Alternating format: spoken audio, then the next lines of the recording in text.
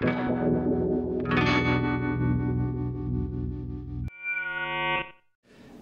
d'abord, félicitations.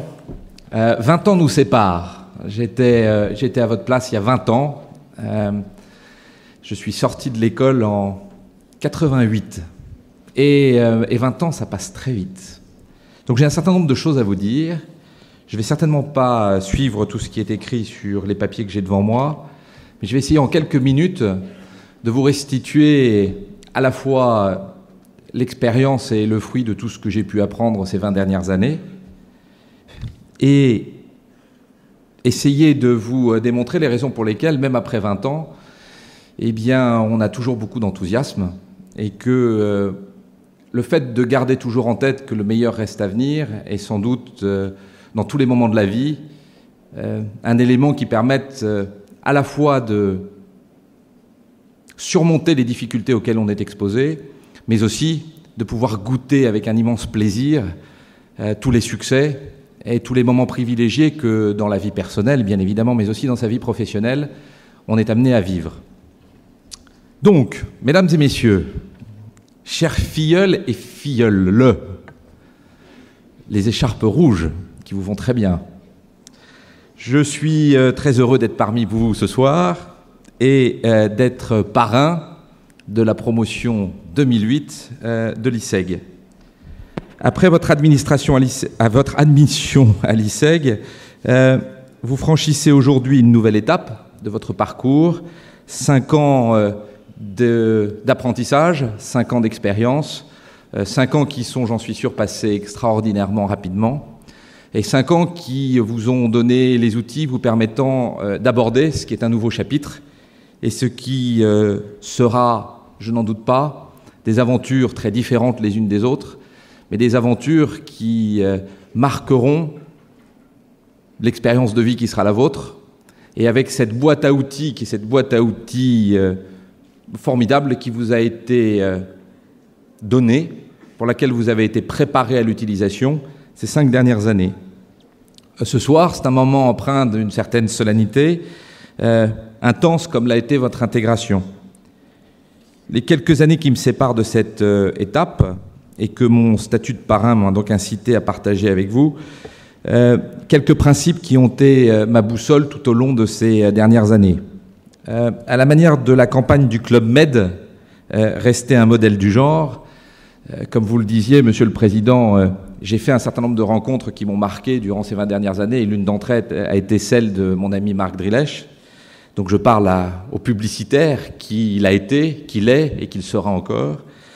Cette campagne du Club Med reste un modèle du genre, un verbe à l'infinitif, dormir, nager, aimer, illustré d'une photo idyllique. Je prendrai à mon tour quelques verbes évocateurs. D'abord, oser. La théorie économique nous enseigne qu'il n'y a pas de profit sans risque. Cela se vérifie aussi pour une carrière. Fixez-vous des objectifs ambitieux. Si l'on essaie, on n'est pas sûr de réussir, mais si l'on n'essaie pas, on est sûr de ne pas réussir. L'ambition n'est pas la somme des succès et des échecs, mais bien le nombre de paris tentés, quelle qu'en soit l'issue. Soyez ambitieux et osez. Vous allez, dans ces propos et ces quelques mots que j'ai préparés, retrouver un certain nombre de verbes ou en tout cas d'expressions qui ont été utilisées. C'est vous dire qu'entre l'expérience que l'on a et l'expérience du corps enseignant, il y a un alignement qui est un alignement qui est une réalité. Deuxième verbe, exiger. Soyez exigeants. Et d'abord vis-à-vis de vous-même, visez au plus haut. Le roi Ferrante de la Reine morte de Monterland voulait mettre son fils en prison pour médiocrité. Je n'irai pas jusque-là, mais la médiocrité n'est pas pour vous. Vous avez reçu un enseignement de grande qualité. Cela vous impose des devoirs d'abord envers vous-même, avant d'être exigeant avec ceux qui vous entoureront. Le troisième, exécuter. Gardez toujours à l'esprit qu'une bonne idée, qu'un bon projet n'est rien s'il ne se traduit pas dans les faits par une exécution exemplaire, par une mise en œuvre sans faille. C'est un principe fondamental. Quatrième, changer. Changer de métier, changer d'employeur, changer de pays, mais changer. C'est le changement qui vous force à vous remettre en cause, à ne pas vous contenter de vos acquis, à progresser. J'ai, après être passé du flambeau anglais au flambeau italien, rejoint quelques mois l'Élysée pour travailler sur une mission passionnante de penser l'évolution et les réformes nécessaires pour créer en France un secteur média, et notamment dans la presse écrite, qui soit un peu plus florissant qu'il ne l'est aujourd'hui. Et il est vrai, comme vous le disiez, madame, qu'il y a 15 jours, vous voyez, c'est frais, j'ai rejoint un groupe américain qui a des activités en Angleterre, qui s'appelle le groupe Hearst, pour prendre la responsabilité de ces activités anglaises et préparer les déploiements de ce groupe en Europe.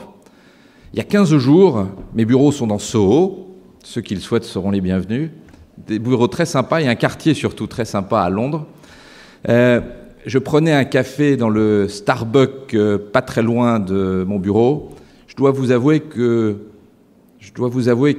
du haut des quelques années de plus que j'ai, eh bien, ce moment était un moment rempli d'excitation, d'inquiétude, d'exaltation, et que je vous souhaite, et je me souhaite, encore des types de moments aussi intenses, parce que le fait de se remettre en question et d'être confronté à l'inconnu et d'être confronté à des éléments qui sont des éléments qui remettent en question ce que vous êtes, il n'y a pas d'âge pour ça, c'est une expérience de vie.